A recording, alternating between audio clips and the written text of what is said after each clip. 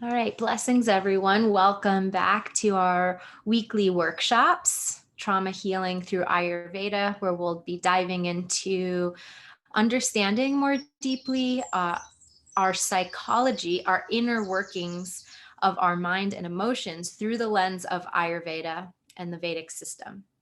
And in these sessions, they're meant to be a nourishing time together where you can drop into some of the most important practices to tame the mind, to calm the nervous system, to really create the ground for safety that you need to establish as a foundation in order for then the whatever traumatic imprints or repressed emotions might be kind of crystallized into your body that want to come out as a part of a energetic cleansing or energetic detoxification. And we want to ripen those and create the safest atmosphere possible so that those can be released out of your body and they no longer create imbalances on the physical level, because there's a very close correlation to emotional repression, traumatic imprints being manifest as physical ailments. Story, but this was unaware of when I started on the journey of self-healing.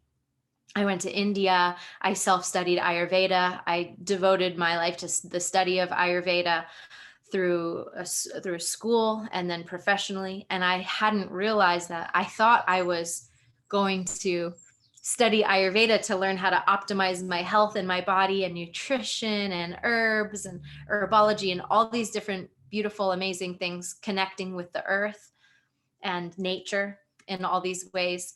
And the journey proved to be something so much deeper. I hadn't realized that there were traumatic things that happened to me in childhood that I had blocked out that were manifesting as these physical digestive issues, as migraine headaches, as reproductive pain, pelvic pain, menstrual pain, along with my cycles, all kinds of things that various doctors and practitioners, no one could give me had really a clue or deeper wisdom or insight into what was really going on until I found these ancient healing lens, this wisdom of Ayurveda, and through the beautiful teachers that have been have supported me in learning on my path.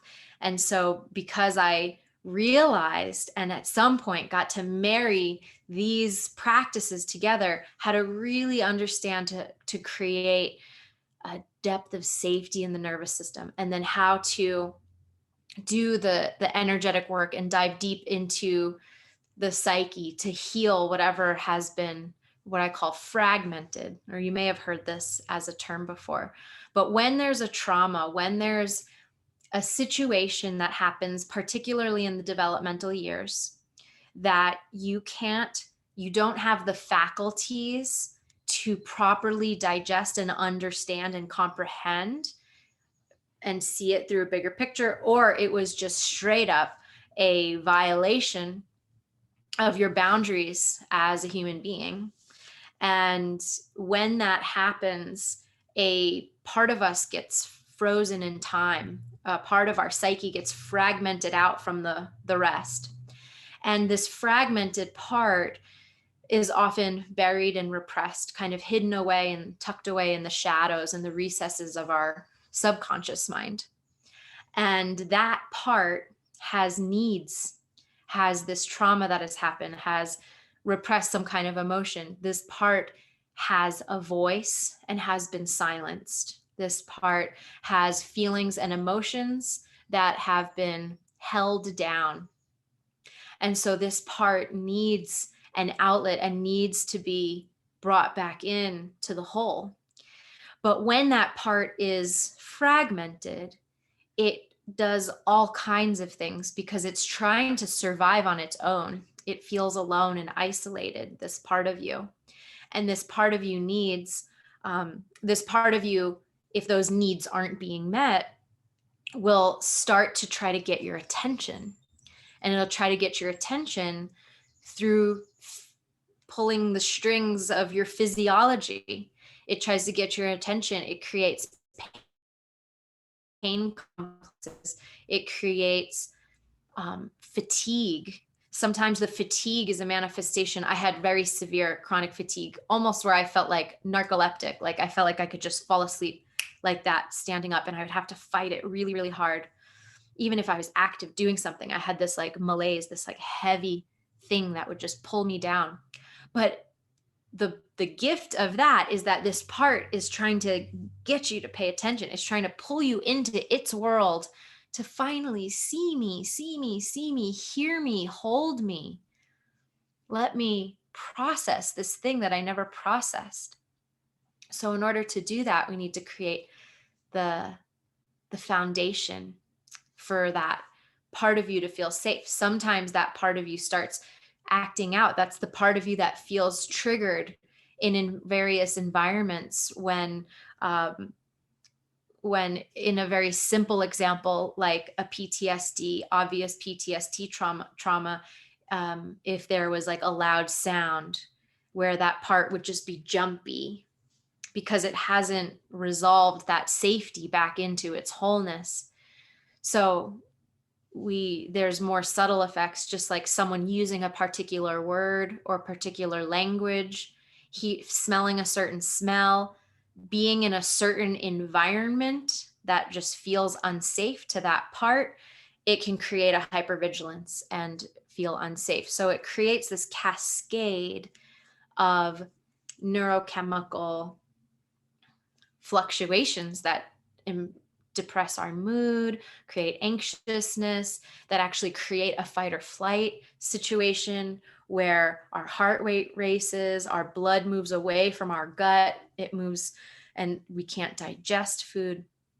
It creates headaches and shutdown of the faculties. So it's just so beautiful when we can learn the methods of really creating the safety, returning back to our center, and then moving forward to allow that part of us to feel safe, that fragmented part, bring it back into wholeness. And so I know I'm using a little bit of theoretical language at the moment, but this is kind of just kind of a big overarching metaphor for this journey that we're on in these workshops. And our intention in these weekly workshops is to shed light on some of the nuances in terms of how you can deal and respond appropriately to these various different parts of yourself. And so together, us as a community can create this culture of safety and emotional connection to ourselves. And so one of the most important things that you will want to start thinking about, if you haven't joined our earlier classes, where all the recordings are available on YouTube and on my podcast, Peaceful Soul podcast. So you can go back and listen to these recordings and share them and take more notes or go through the guided practices, because we do a lot of guided practices in them.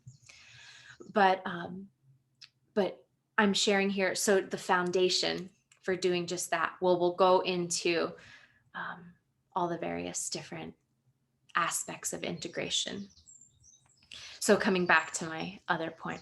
So one of the core things, if you haven't been in our previous classes just yet, one of the primary practices that we want to do is to prioritize our spiritual practice.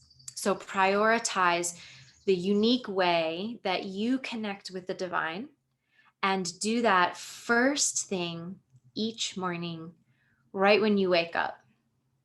You can say a prayer that means something to you before you even get out of bed, or you can just kind of roll out of bed and right into devotion. If you have, you can set up a little area of your home that has like a little altar where you can light a candle, have flowers, have a photograph or something, aspect of the divine, something that makes you uniquely feel connected to the divine in the way that most resonant for you. And then these practices that we like to start with, pranayama and mantra meditations, set the stage for your mind to be aligned with the highest energy, and that will propel into your day. That will set your day in the right direction. Because if left unchecked, if left to its own devices, your mind will take over with all of its meandering thoughts and tens of thousands of chattering ideas and thoughts and the sensory impressions that are constantly coming in. And the mind should be our servant. We can train the mind to get all of it, to get its needs met, while training it to serve us rather than us being a slave to the mind. And we all know what it feels like to be a slave to the mind. Do you know what I mean? Just give me a little nod if you can relate to what I'm saying. So lovingly, we tame the mind and train the mind first thing in the morning, and hopefully the last thing before we go to bed as well, which helps set us up for sound sleep. And we do these practices, and then we set an intention to, throughout the day, holding these mantras, allowing mantra to be the backdrop of your awareness as you're doing the dishes, as you're taking a shower, as you're taking out the trash, as you are helping your kids get dressed. The backdrop of your awareness is your breath and is the mantra that connects you to that sovereign place, that heart within, and that wisdom of the divine that resides in your heart. So let's go into a practice today. Some of the practices we've been building on, but I'll still guide you through step by step. We'll do a moment of a quiet meditation all together, and then we'll continue diving into this dialogue. And today we'll have plenty of time for questions and answers. So feel free to type your questions in as they arise for you. And we'll also have time in the end. I can unmute some of you if you want to ask directly. And but I'll go through the questions a little bit towards the end. So to start, we're going to start with one of the pranayama practices, which is a mantra practice and a pranayama practice that we did together last week. And this practice is called Utgit Pranayama. I like to call it the mantra breath because it works with our breath, and it works with these moving the subtle energy through our body. And it's also a mantra that you can sing and use and chant all day long. And there's just 3 syllables that you chant. And the first syllable is ha, H-A, ha.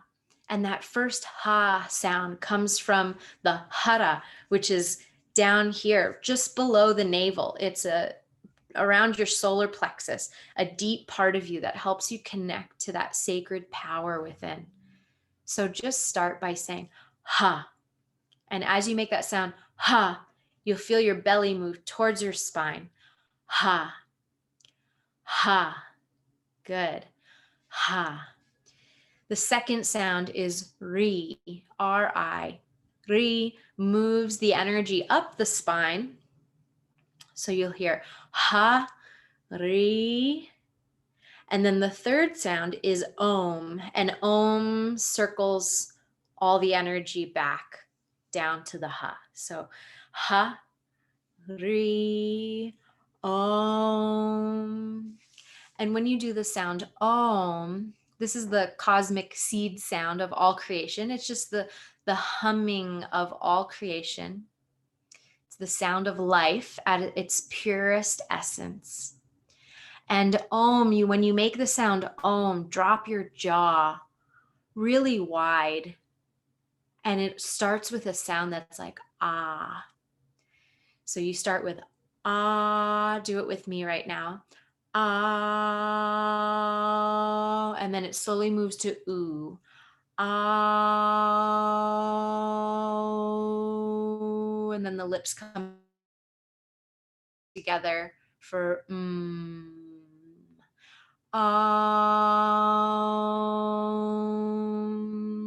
do it with me again. When you do it, you'll feel your whole head vibrate.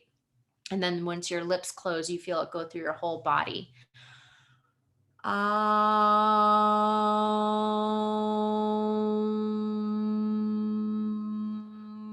One more time. Inhale.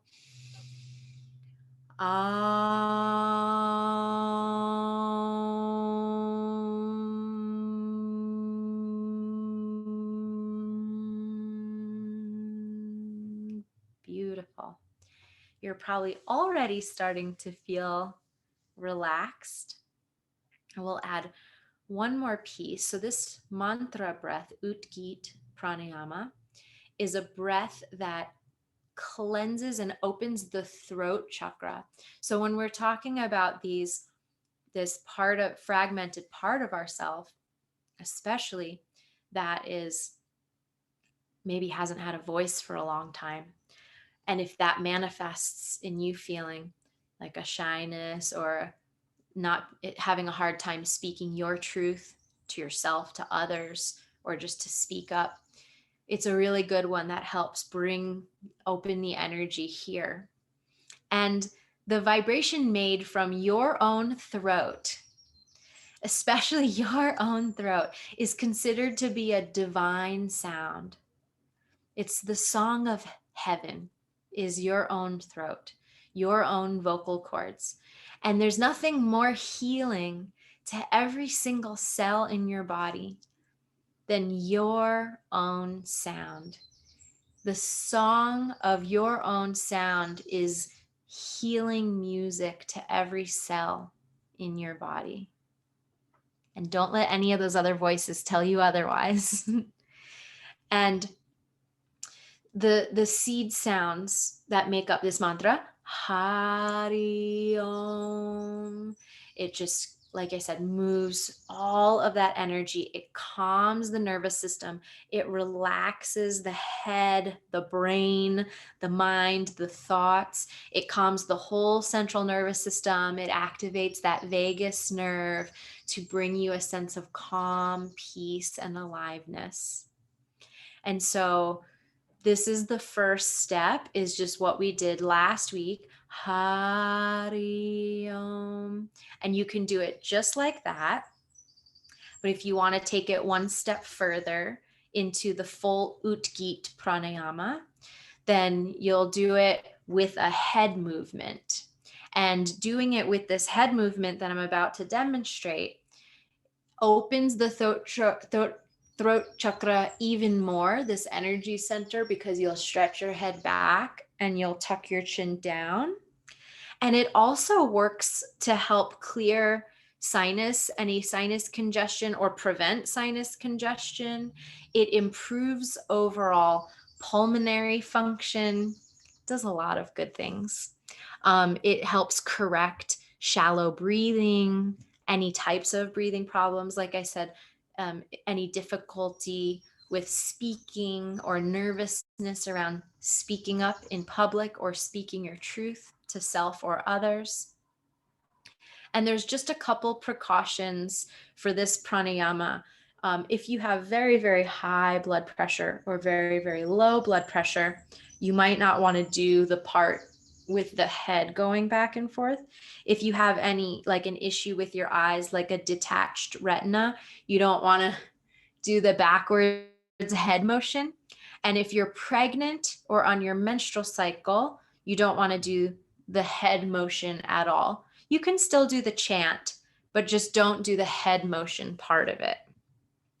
And as always, with any of these breathwork practices, if you feel a sense of lightheadedness or dizziness because you're not used to doing it, then just stop and return your breath to normal and just repeat the mantra quietly, just to yourself in your mind. And in terms of practicing this practice on a daily basis, you don't want to do it more than 7 times. So this breath with the head motion, you don't do it more than 7 times. So today for this session, we'll just do it together 3 times, and 3 is a good number to just get you connected to this practice. But when you practice it at home, don't do more than 7 in a row. But you can chant Hariom without the head moving back and forth for as long as you want. Makes sense? Okay.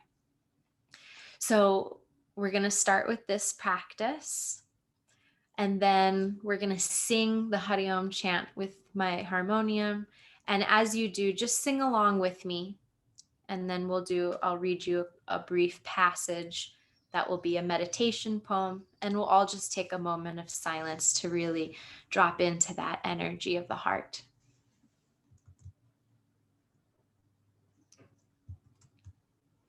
Okay.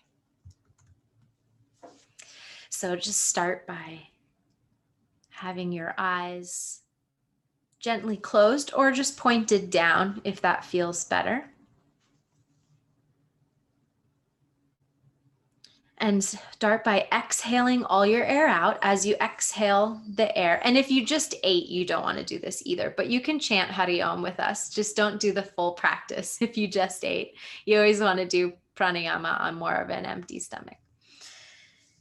So exhale all your air out, pulling the navel gently towards the spine. And then take a deep breath in and exhale. Hariom.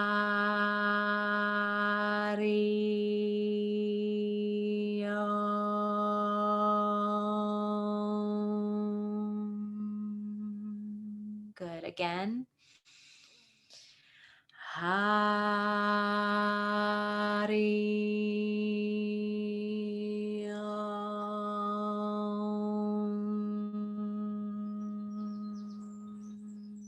And if you want to add in the head motion, chin goes down and starts moving from down to the up position on Hari.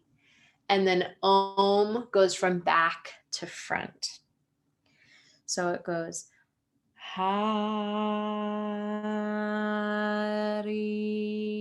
nose all the way up, Om, and bringing it back down. Good. Let's do 2 more. Hari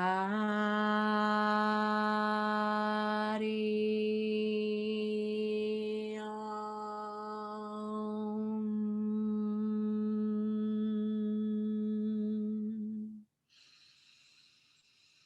Hari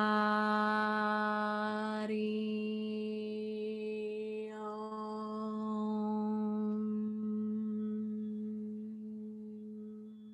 And bring your head back to center. And pause for a moment.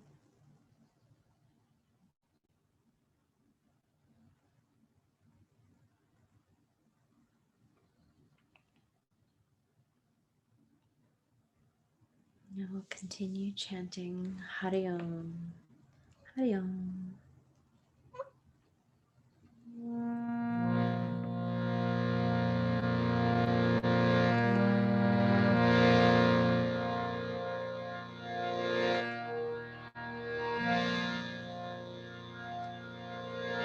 Hariom, Hariom, Hariom, Hariom.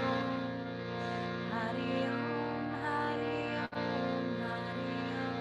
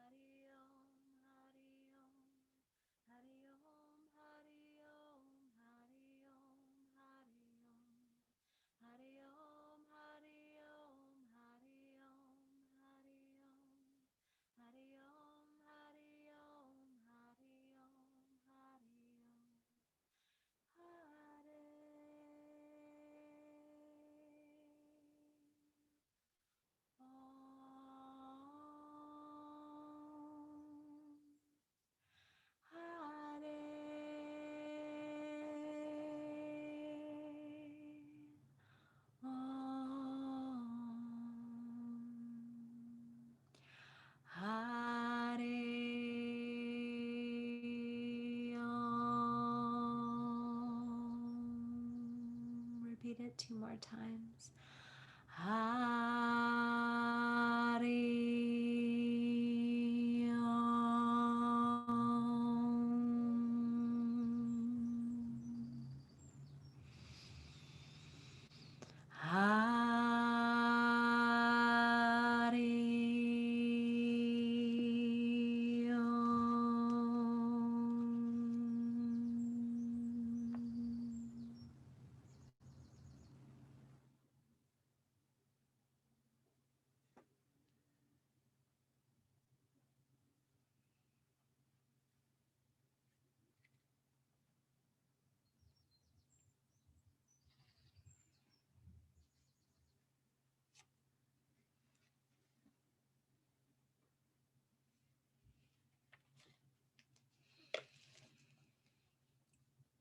There is a space in the heart where everything meets.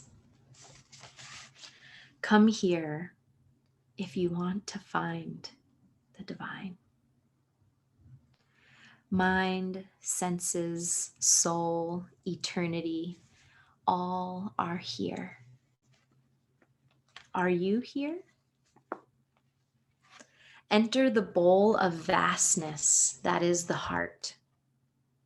Listen to that song that is always resonating. Give yourself to it with total abandon. Quiet ecstasy is here, and a steady, regal sense of resting in a perfect spot. You who are the embodiment of blessing, once you know the way, the nature of attention will call you to return. Again and again, answer that call and be saturated with knowing, I belong here. I am at home.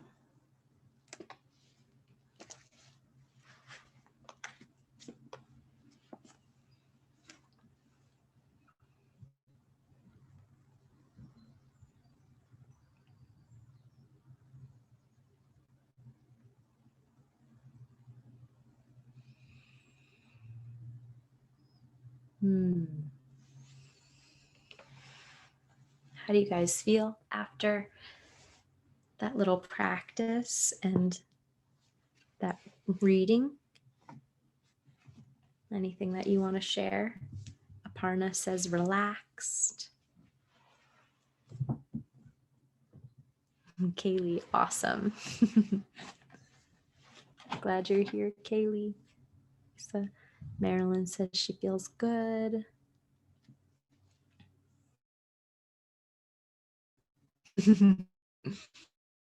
I see hugs coming through the chat. Peaceful, she says. Blissful, peaceful. Yeah.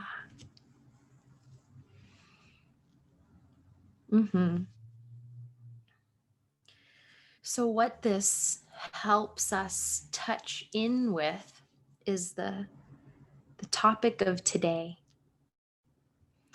I also see stronger coming through. Very powerful. Yes, stronger.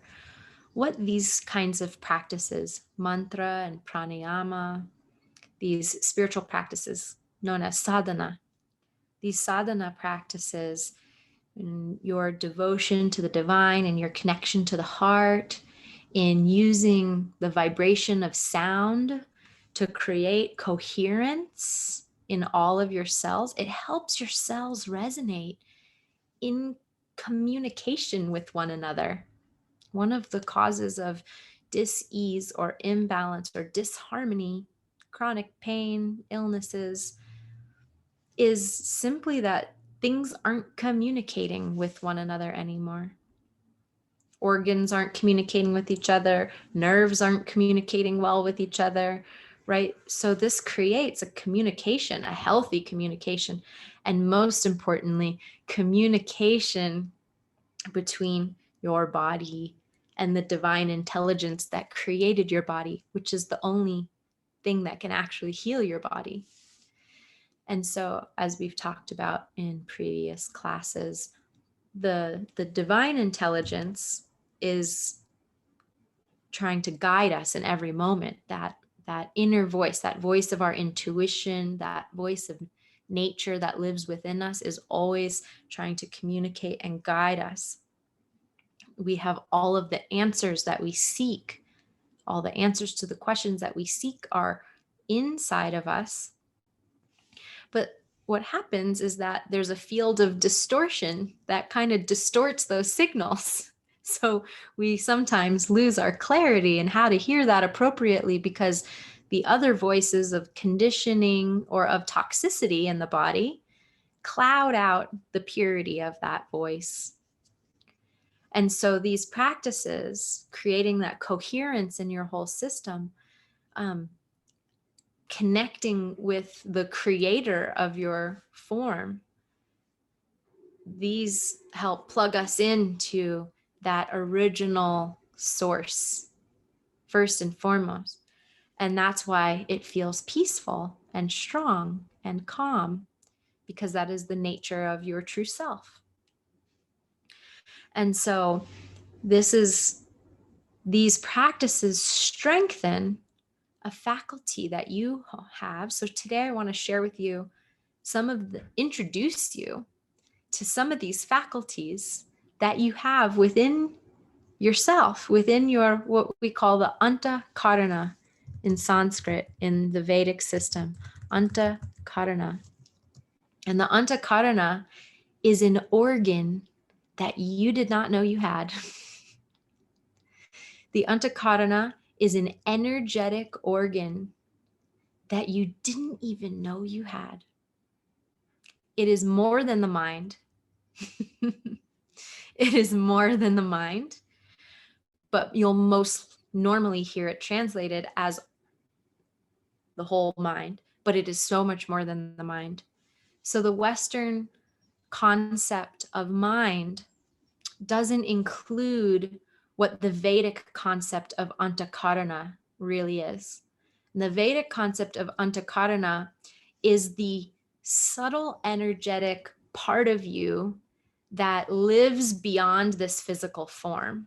So the Antah Karana is part of your, another term, sukshma sharira. Your sukshma sharira, sukshma means subtle. Sukshma means subtle. Sharira means body.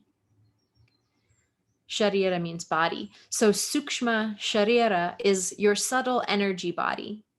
It's not your astral body. Don't make that translation. It's very different. It's actually more all-encompassing. But subtle energy body, it is said in the Vedas that at the time of death, your Atma, another term, your Atma, your eternal individual soul, your Atma leaves your physical body and it takes with it the Sukshma Sharira. The Sukshma Sharira is the individual part of you that migrates according to its karmas. So it has samskara, which are grooves. We talked about this one a lot last week. Grooves and conditioned ways of being. So this subtle body carries these grooves from lifetime to lifetime. Now, whatever your beliefs are, this isn't a place we're not, I honor each of your beliefs. But in the Vedic system, we look at the eternal nature of the individual soul, and that this is the unique part of us. When it leaves the body, it carries with it these karmic impressions from lifetime to lifetime. So this is why there's been so many books written when people start doing regression therapy and they start regressing back into their childhood to heal traumas. Sometimes they slip back into pre-birth memories, and there's some incredible authors and so many Western psychologists that started using these methodologies, and they were skeptics.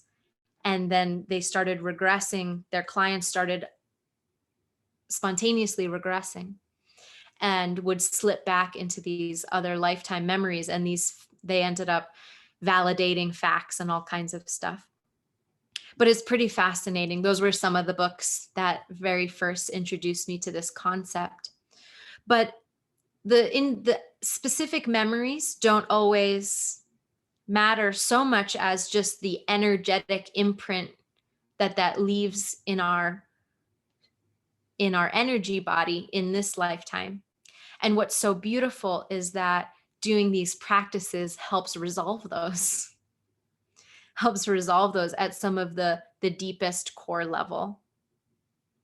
So Kaylee asked, any name for the regression books? Yes, the first one that comes to mind, there's an author, one of the books is called Many Lives, Many Masters.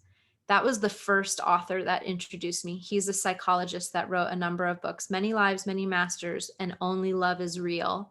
Only Love is Real is a phenomenal book. Yep, thank you. This is the first person I ever did regressions with, and I'm blanking on his name, but thank you for asking. There are many others as well, but yes, Brian Weiss, thank you. So that was the first author that introduced me to this concept. I've read others, but that one sticks out because it was the first one that just blew my mind open to those possibilities. And where was I?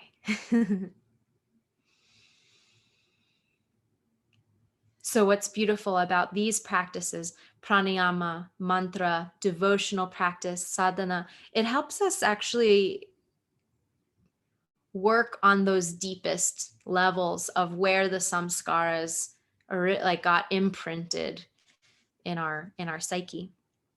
But back to this concept. So you have an Karana. You have this organ that you didn't know you had, and these are some of the parts of it. So I'm going to just give you a little example on how the Karana works, just to illustrate some more of the terms, because I've thrown a few terms out at you so far. And just so you know, I'm currently in the process of writing a book on trauma healing through Ayurveda, and whole chapter is devoted to very deep detail on all of the things that I'm sharing here. So you're getting a sneak peek, but also know that you'll have another resource, hopefully not too long. It's the book is writing itself through me. So as long as the muses want it to be and take, I hope that it'll be done by the end of the year. We'll see about that. However, God willing, however God wants it to be created. But I give you an overview here. So the Karana. So when you have a sensory impression, so think of everything you see, everything you taste, everything you touch, everything you smell, everything you hear, all has to be digested through the faculties of your Karana. Your Karana also, by the way, connects directly to your Agni, your digestive fire. So you're digesting through the Karana. We'll talk about the Agni another time. But so you're digesting all of your sensory impressions through the channels of your senses. Now prana, the life force energy, brings these sensory impressions in. So imagine you touch a fuzzy blanket. I have a fuzzy blanket under me. You touch a fuzzy blanket, that sense goes into your skin, and that prana is brought directly first to manas. So prana takes a sensory impression in through the senses and delivers it to manas. Prana to manas. Now, manas is often translated as the mind. This is a very limited translation.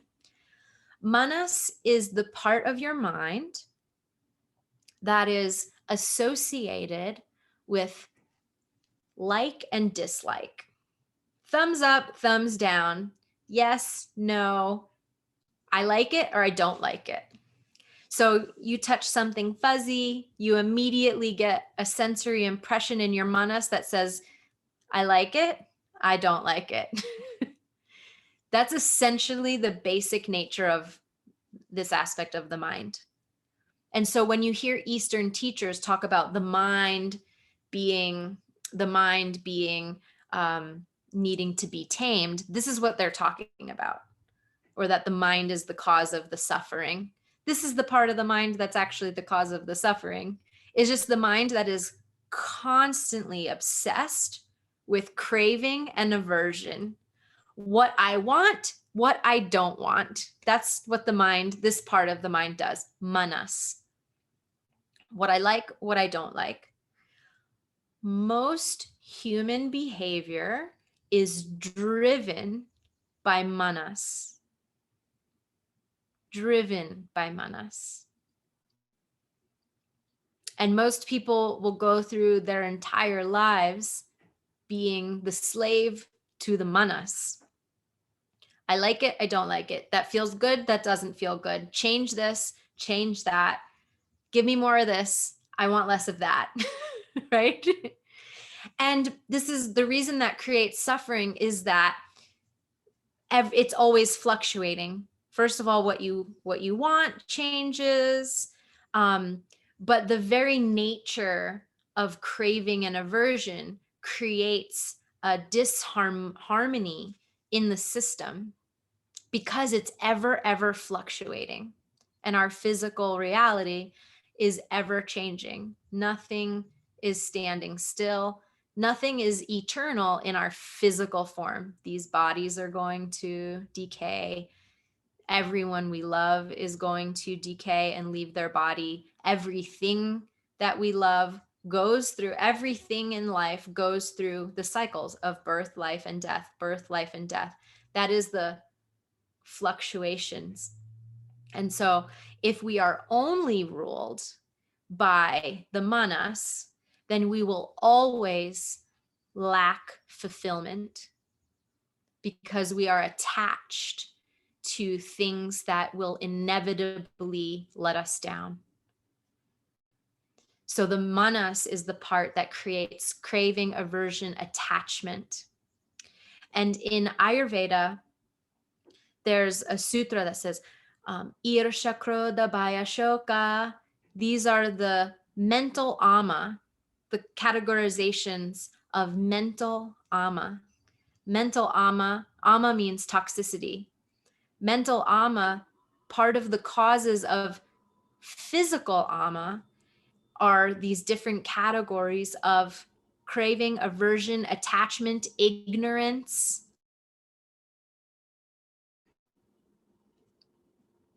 envy, anger, fear, grief, hate, all of these emotions that we want to either get rid of or we want more of. So we want pleasure seeking fulfilled, and we want pain to go away. But those are two sides of the same coin. And this all is in manas. So when it comes to healing the deeper traumas, we'll get to that in a second, but manas plays a big role, because manas, when manas is leading our day-to-day existence, it only creates more and more disharmony in the system. It only creates more fluctuations, and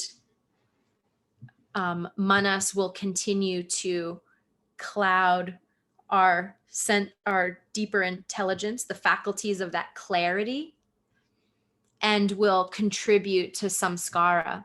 So when we live our lives based on craving and aversion, pleasure and pain principles of just manas, it actually creates more karmic implications.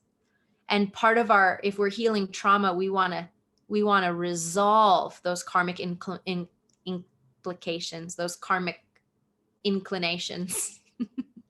And we want to resolve those, but we need to not add more. So we need to do practices that help tame manas and allow our mind to be our servant.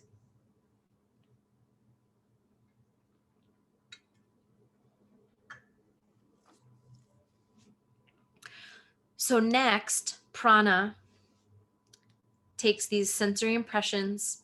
First, manas has an immediate reaction. I like it, I don't like it. Then the next thing it goes to is called buddhi. Buddhi. Our buddhi, which is one of the faculties of the Antah, one of the components of this energetic organ that you possess. Buddhi sees reality exactly as it is. Buddhi is the principle of reasoning and intellect. And I kind of even hesitate to use the word intellect because it's more than that. The buddhi is the pure reflection of your Atma, your eternal individual soul. And the buddhi has a sort of fire to it. So this buddhi is kind of connected to digestion. That's why I mentioned Agni earlier. But the buddhi is influenced. You want your buddhi is your friend, someone who lives purely from their buddhi is known as a Buddha. We all have heard that term. The perfected being is not a perfect being. It's just someone who has perfected their ability to be a pure reflection of their soul without the distortions of manas or their samskaras.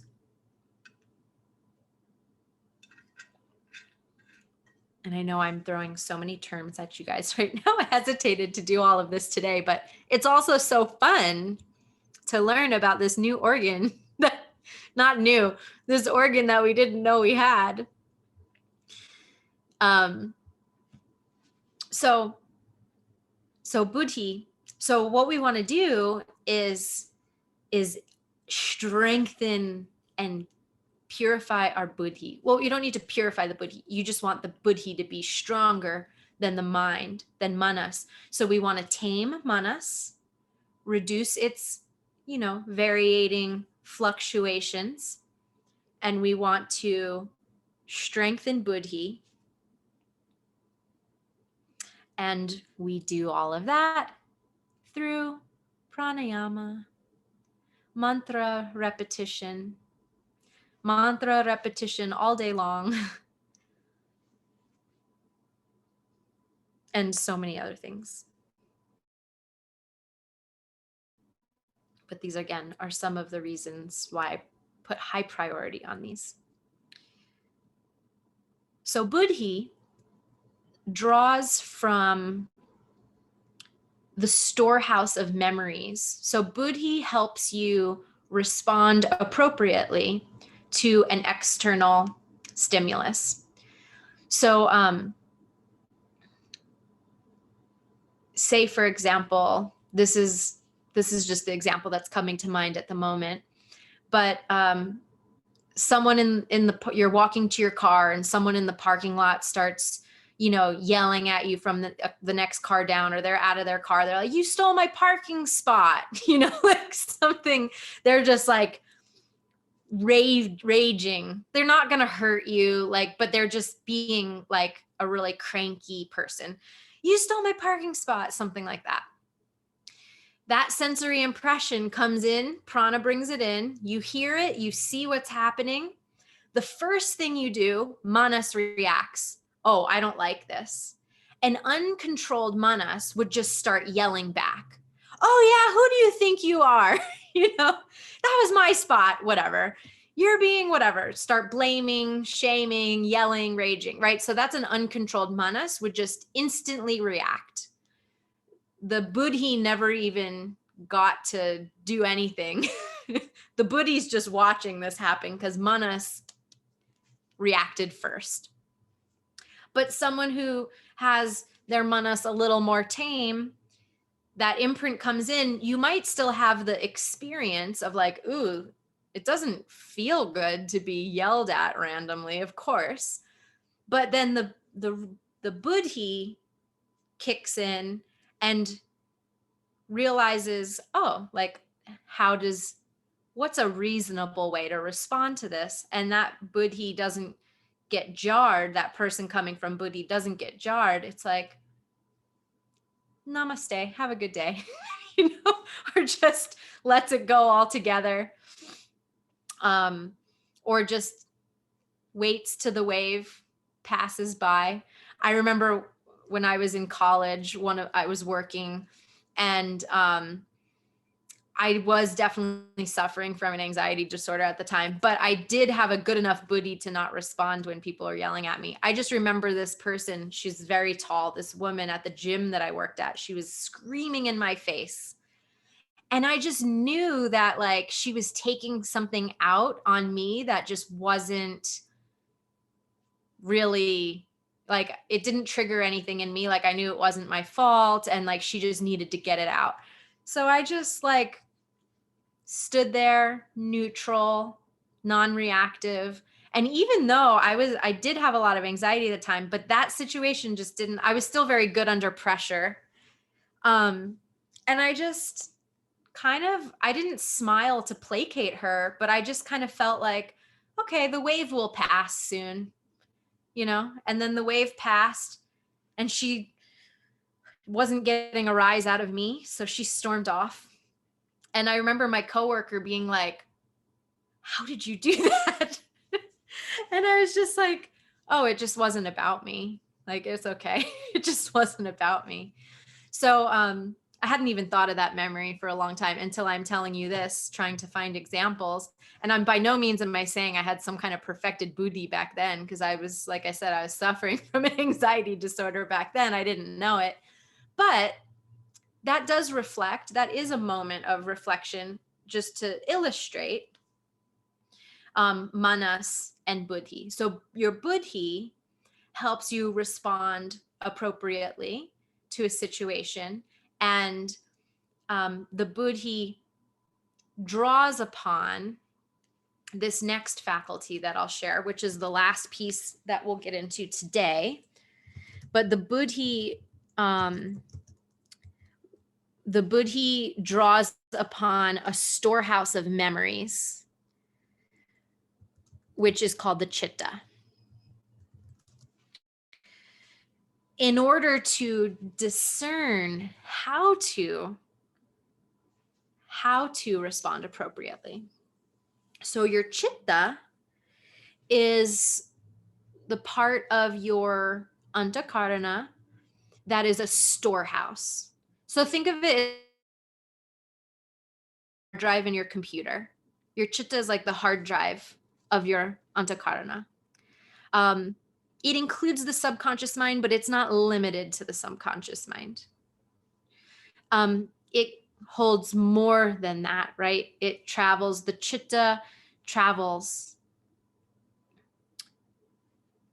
karmically from lifetime to lifetime and holds these imprints. So if that person in the parking lot, if you had been attacked violently from a person in a parking lot and that scene unfolded, you may fight or run away, not because it's an untamed manas, but because, whoa, I've been in a situation like this before and it doesn't go well. I have to either run away or stand up for myself.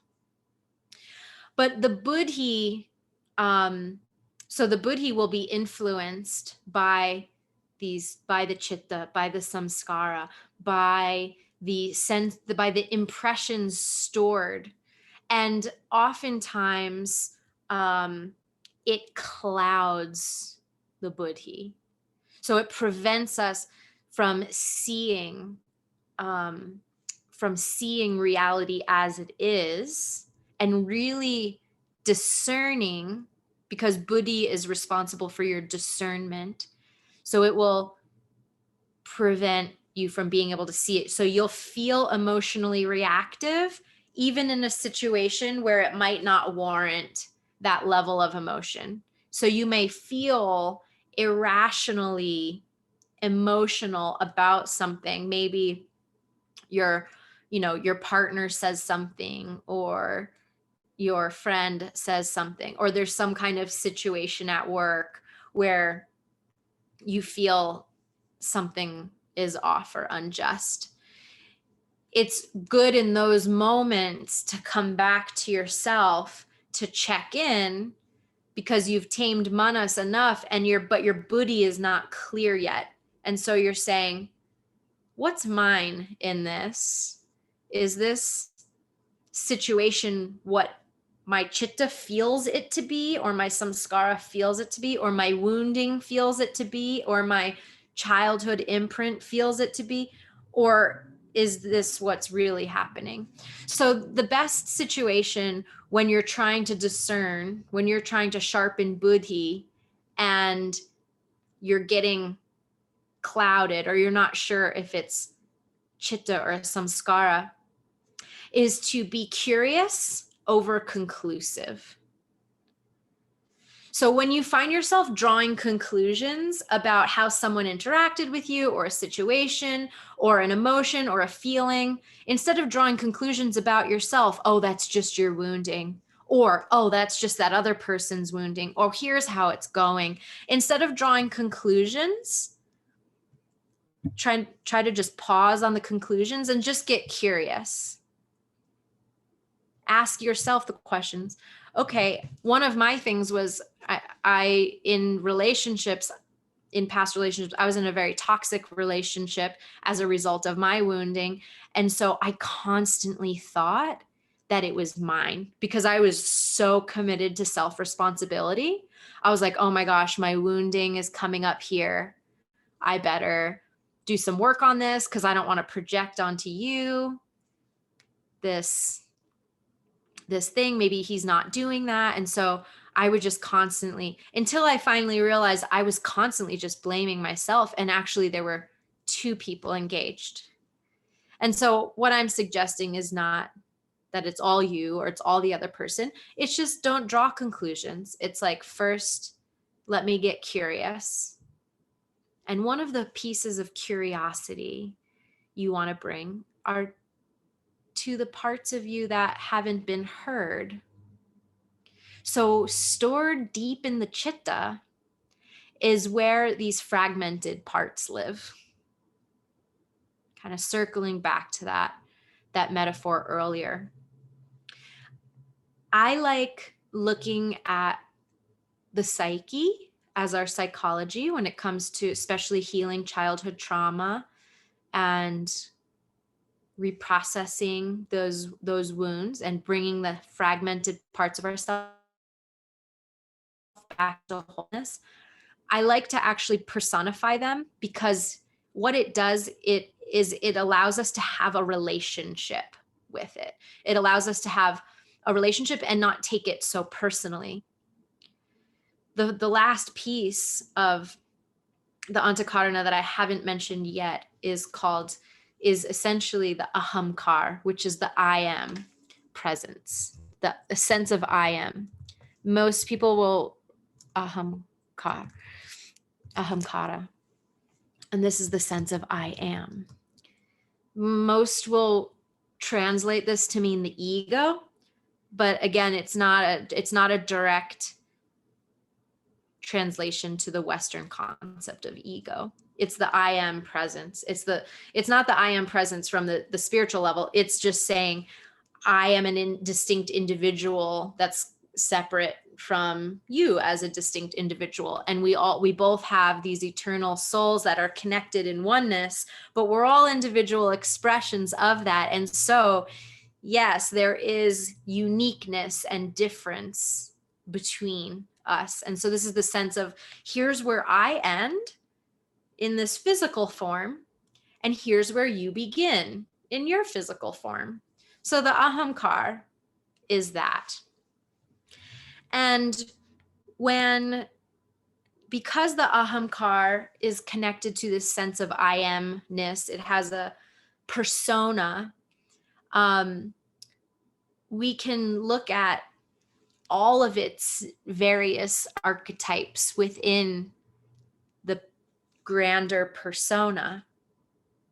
And then we can see that and zoom out from there to an even bigger perspective, which is just the eternal soul that is witnessing all of this. And that's your Atma. So Atma looks at all the different fragmented parts of self and says, I love you. I'm sorry you're suffering. I love you. I'm sorry you're suffering. Come back to me. Come back to me. Come back into my loving embrace. So the parts of you that have been self-deprecating, hurt, in grief, in anger, that have been violated, that have been maybe even hurt so badly that they unknowingly created pain for others or hurt others as a result of trying to protect themselves. We don't have to identify those parts of us that feel ashamed for having anger towards our parents, because you're supposed to love your parents, or you also feel grateful to your parents. But rather we can take a personified approach, which makes it a little less personal. It's like, oh, this part of me loves and feels grateful for my parents, but there's another part of me that is just so hurt and angry that they weren't there for me like I deserved. And instead of shunning that voice, instead of making that part of you wrong and being like, get out of here, you're ungrateful, get out of here, we don't want you here, you're bringing us down, you're making us feel depressed, right? So that's what we tend to do to ourselves when we're on this path of genuine healing. It's kind of natural. I wouldn't even say it's natural, but it's part of it's natural, right? But it's just not the word that I'm looking for. It's a bypass. It's a spiritual bypass when we try to, everything's just love and light. There's a part of you that's hurting that you're pushing away and saying, no, you're no fun. You're not joyful. You're not grateful. You should feel this way. You should feel that way. That does nothing to heal. That just deepens the disconnect. That strengthens samskara. That distorts the chitta more. It creates more distortion in the chitta when you do that to that part of yourself. The voice of the Atma is an extension of God that dwells inside of you, that is the core of your being. That voice, what would the all-loving creator of your life, your spiritual mother, father, God, say to their child who is hurting? It would not say, you shouldn't feel that way. Go away. You're messing up my vibe. It would say, come here. I love you. I'm so sorry. Tell me everything. Get it all out. It would listen to your story. So anytime that voice comes in, get curious instead of conclusive. Get curious. How can I understand this part of me more? No matter how shameful you would be or how guilty it feels, no matter what distortion that part of you is trying to stay so committed to its suffering. Because unfortunately, sometimes those parts of us are more committed to our suffering than we would realize. And in those moments, we have to accept. you're allowed to be however you're going to be. And that is a way of actually loving that part back into wholeness.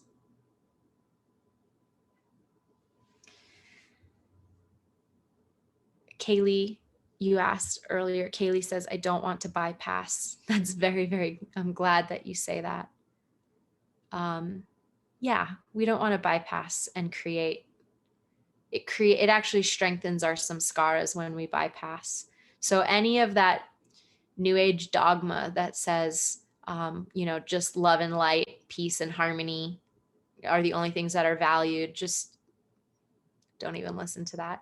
And on the same side of the coin, all shadow work, all darkness, all processing negative emotions doesn't create a new samskara either. It can, right? So we need to use these together. We need to create the foundation of spiritual practice, pranayama, your unique connection to the divine, chanting mantra to help support the mind and the coherence in the body, connection to self. And then as emotions ripen, the emotions, those fragmented parts of yourself, you don't have to go searching for them. They will ripen and come to the surface as soon as they feel safe enough to. As soon as you get curious about them, instead of shunning them or creating a conclusion about them.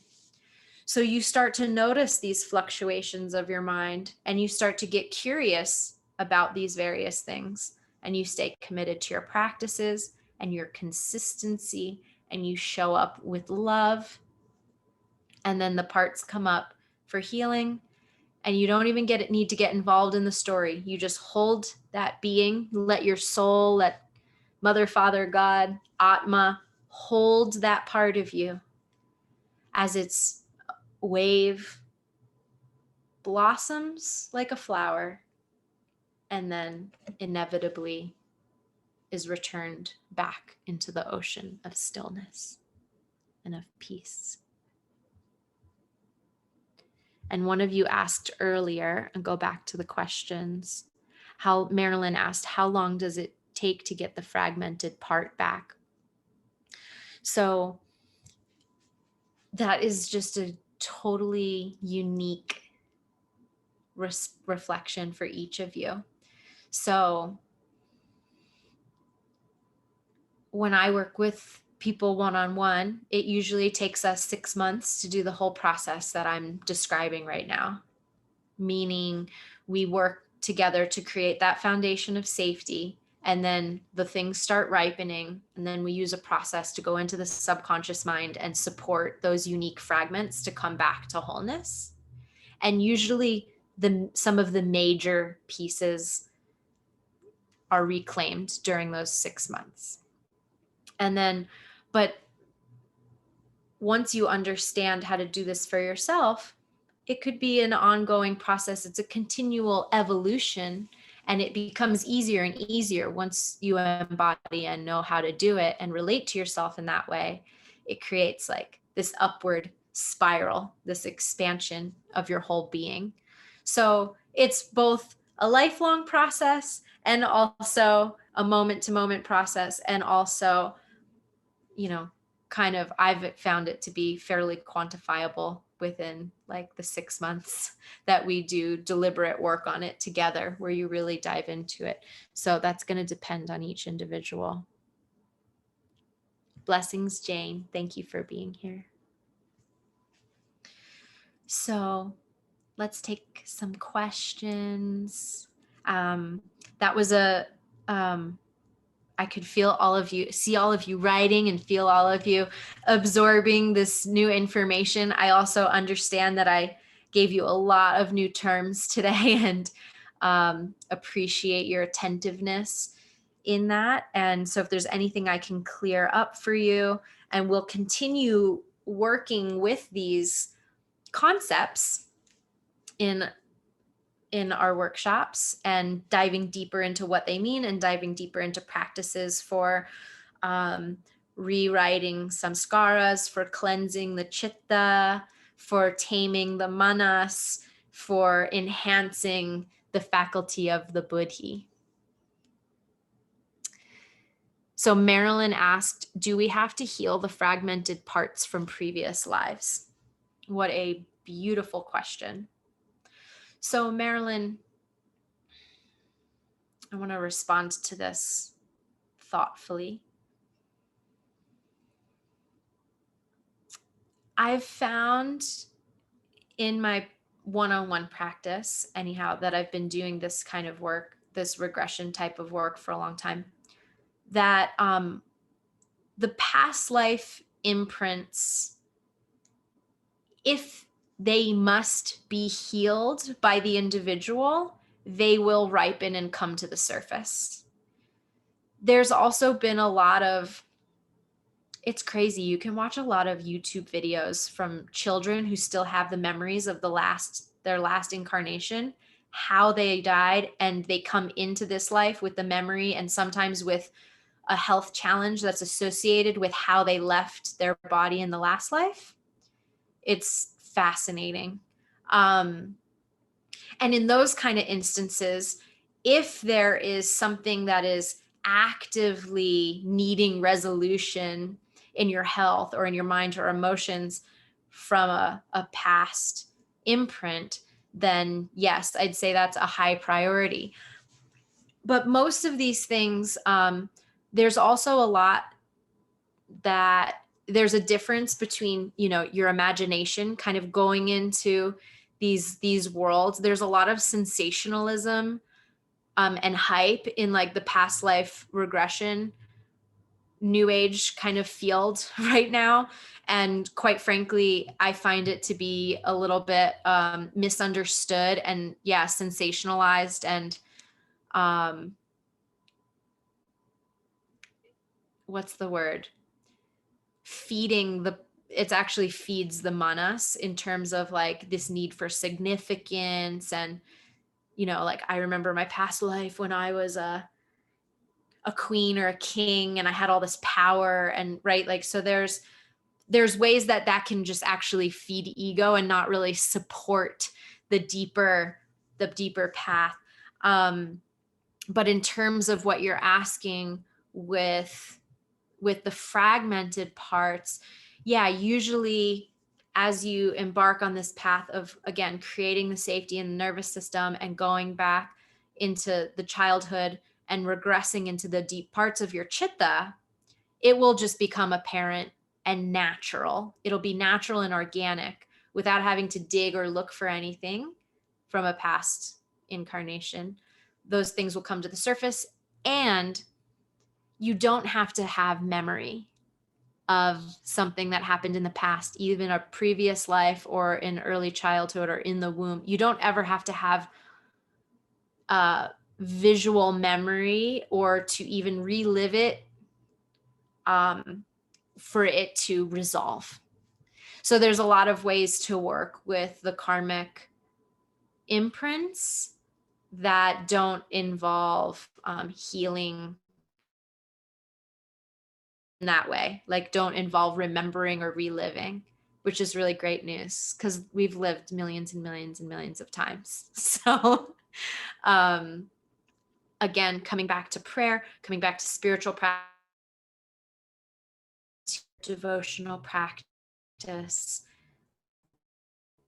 yama, meditation, living a humble path of service, living a humble path of dharma, of living in your unique essence that is in harmony with all of life. Those are all the things that you really need to focus on. Yeah, Marilyn said that's good, saves time. Totally. So I wanted to share that kind of more full perspective with you because I think there's a lot of misunderstanding around that, and I don't want to leave any of you with thinking that you have all this work to do. It all is full of grace and divinely guided. The only thing you need to show up to do is to tame manas, tame the mind, tame your sensory and your impulsive reactions of like and dislike. We can talk so much more about more specifics in these. And yeah, keep doing your spiritual practices and create safety in your nervous system. And maybe next week we've talked a lot about sattva, rajas, and tamas, and living a sattvic lifestyle. Sattva is the principle of harmony. Rajas is the principle of excitation and agitation. Tamas is dullness and inertia. And so the mind, manas, has a tendency towards all three of those, typically more rajas and tamas.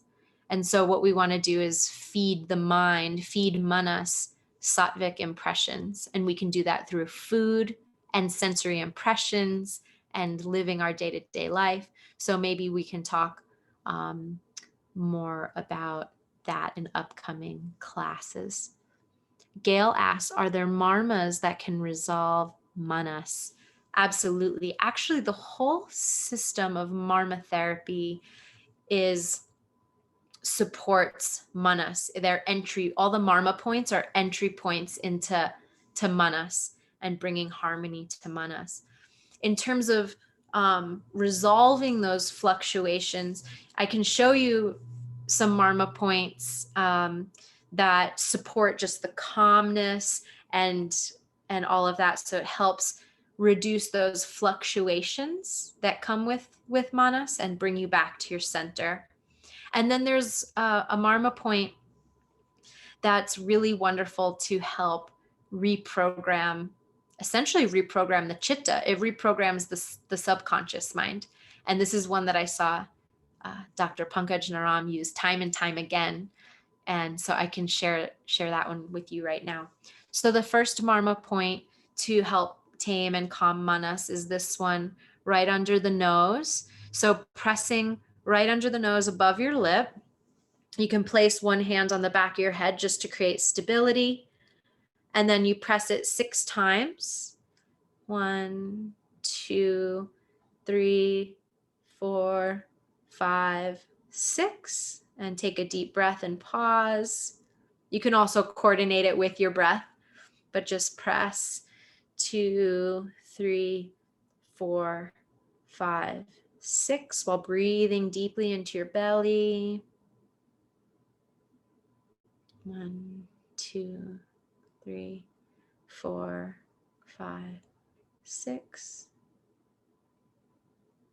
Still breathing deep into the lower belly.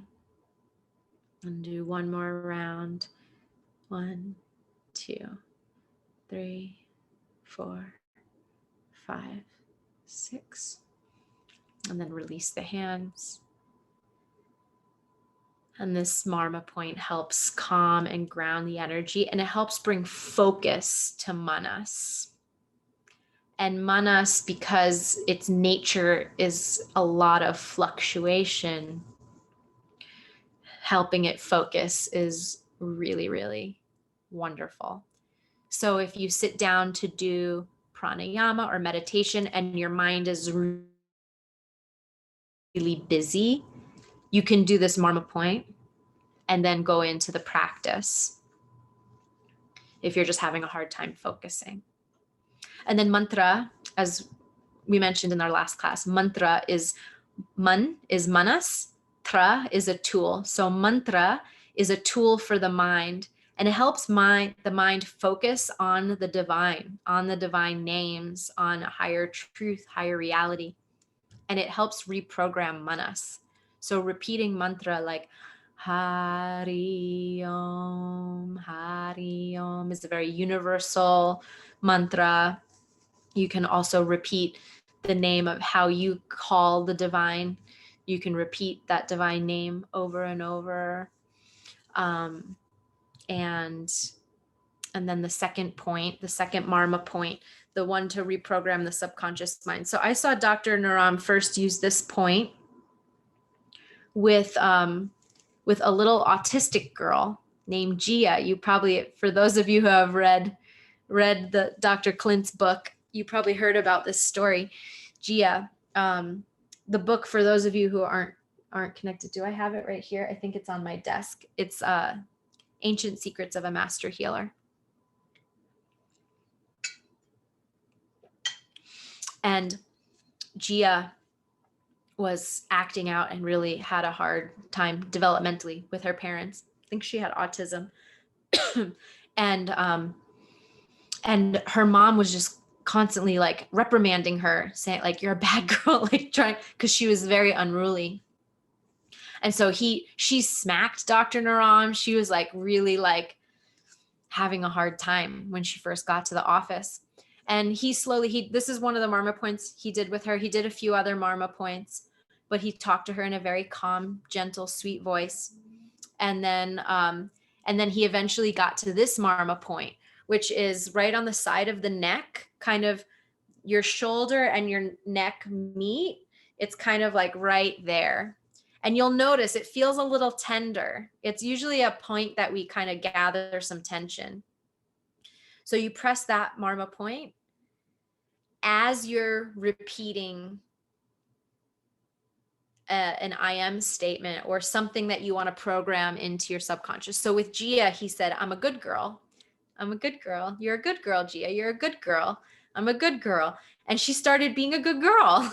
So she had a huge transformation just in that session where we were with him. But I saw him use this time and time again, and some other healers that have used this technique for reprogram the subconscious. But if you want to remind yourself after you do this point, pranayama, meditation, mantra repetition, and you can hold that point, excuse me, you can hold that point and just say, like, I am peace. And that point is just on the side of your neck, kind of where the very side, if you were to draw a line straight through the top of your head from ear to ear, and then trace it down your neck and down your shoulder. So yeah, it would go straight down the side of your neck. And it's right where your neck starts to turn into your shoulder. It's just the convergence point there. And you press that point. It's usually a little bit tender. Most of us hold some tension right there. And that's a point that helps activate the subconscious. So this is a point you can use and you can hold. And you can hold it or you can press it 6 times, those rounds of 6. And just do some kind of self-affirmation like, I am at peace, I am safe, I am whole, I am loved, I am one with God. So anything that you want to program into the deeper subconscious, you can use those points to press.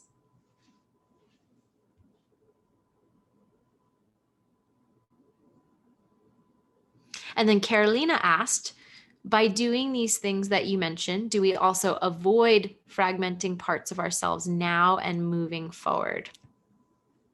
Yes, amazing question. I'll answer that. I just see Jody has a question about this point. So yes, is it forward of the shoulder a little bit? It depends on how big or how tense that muscle is right there. It might be a little bit forward because it's kind of like that, just at the edge. Just find a little tender point at the base of the neck where it starts to turn into the shoulder. And there's just a little tender point in there. Found it. Good. Great. And Carolina. So by doing these things that you mentioned, do we also avoid fragmenting parts of ourselves now and moving forward? This is such a great question. So yes, that's part of the intention moving forward, is that we cultivate a life that is so connected to our soul, to our heart, to our deeper inner wisdom and inner knowing, our sense of centeredness and presence. So when you are present with whatever is arising in front of you, and you don't disassociate away from it, whether it's the emotion or being able to experience what you're experiencing, it helps to not fragment. The fragmentation happens when something is so overwhelming, you can't properly, you can't be present with it, and you check out. That moment of trauma creates a fragmentation. And this isn't to say that you'll never experience a trauma again. Like, we don't know in this life, like, what our karmic debts have been and what happens to us in our life. But for the most part, if we're finding ourselves now on this path, after moving through a lot of those difficulties, now we're reclaiming our wholeness, and we can act more appropriately to situations moving forward. And when we do that, when we're in a situation, we can choose to remove ourselves if it's not something that serves us, because we don't forget that we have a choice, for example. And we surround ourselves in more sattvic environments that are uplifting and nourishing to all parts of ourself, not draining and depleting. And we have this buddhi that has been fortified, that can really see reality for what it is without disassociating and wishing for it to be something different.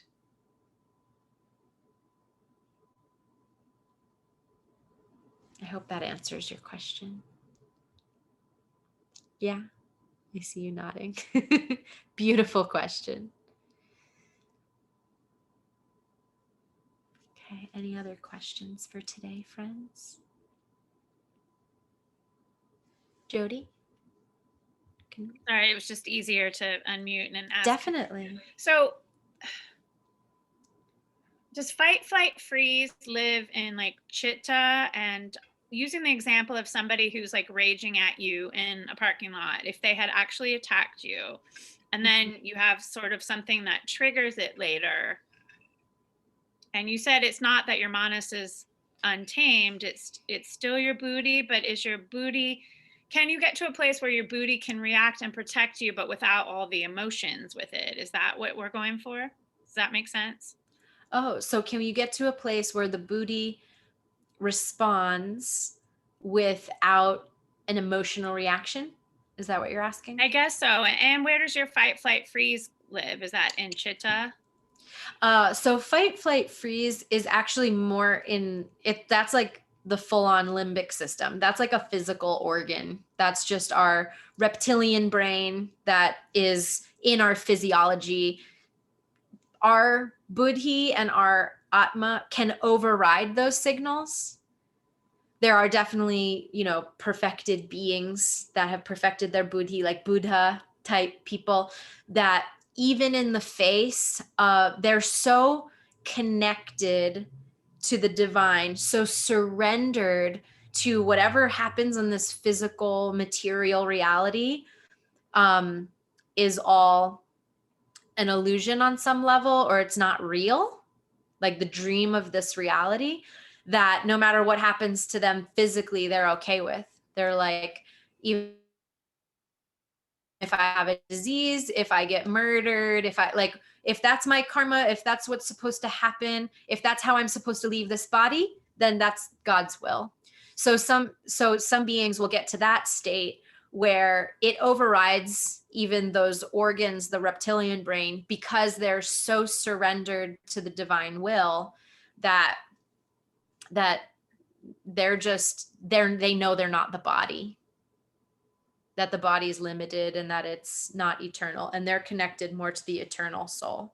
So you definitely can get to that place where some beings even have such great control over manas and over, all of those faculties, that they can slow their own heart rate down to the point where they look clinically dead, and then they can bring themselves back to life again, because their physiology and their mind, everything is the servant to their true self, not their true self is not clouded at all.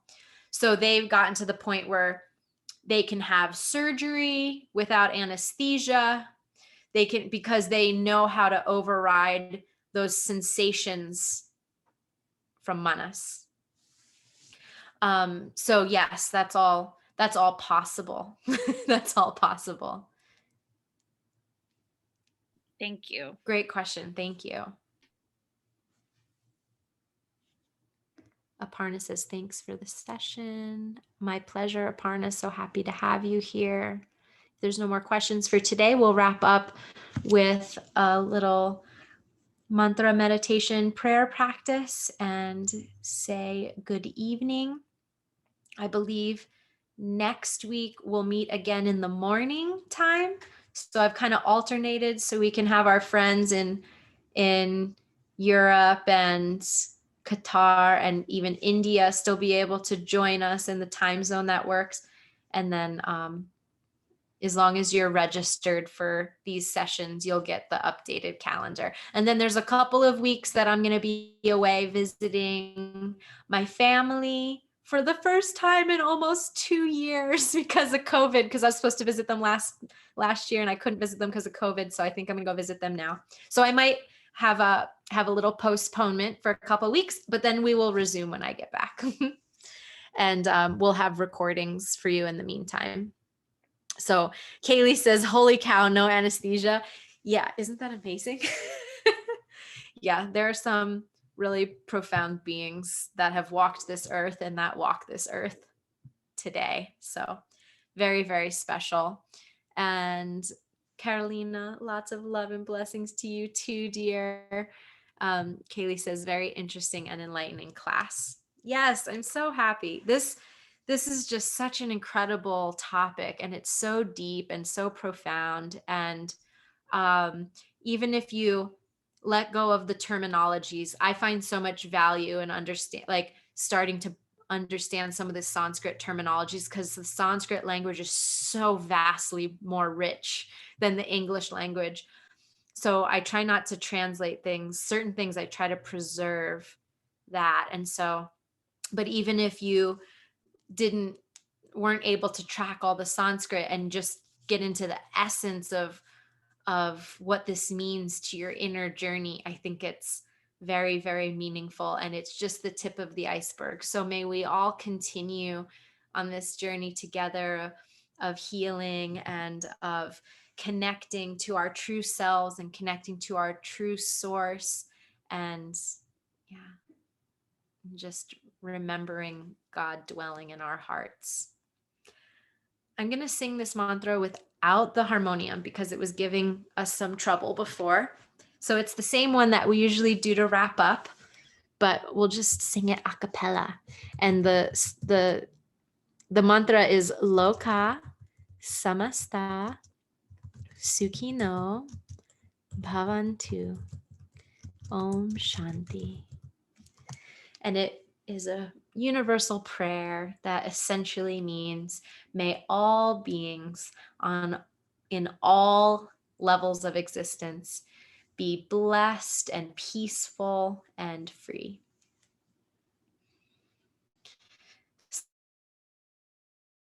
So just taking a moment to tune into the breath.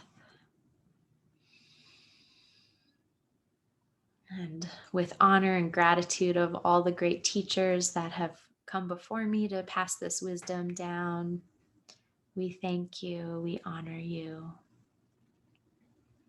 And may all beings be blessed and at peace. Deep inhale in, and first just exhale with Om 3 times. Om.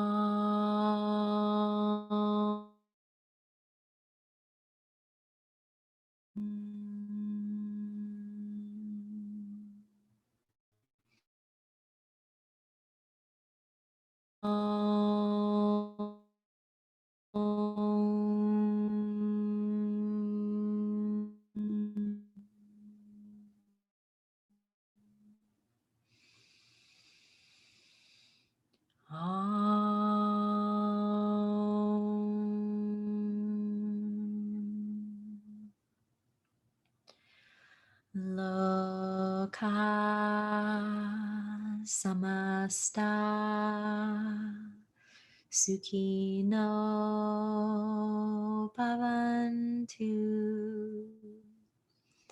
loka samasta sukhino bhavantu, loka samasta sukhino bhavantu, loka samasta sukhino bhavantu. Om Shanti Shanti Shanti.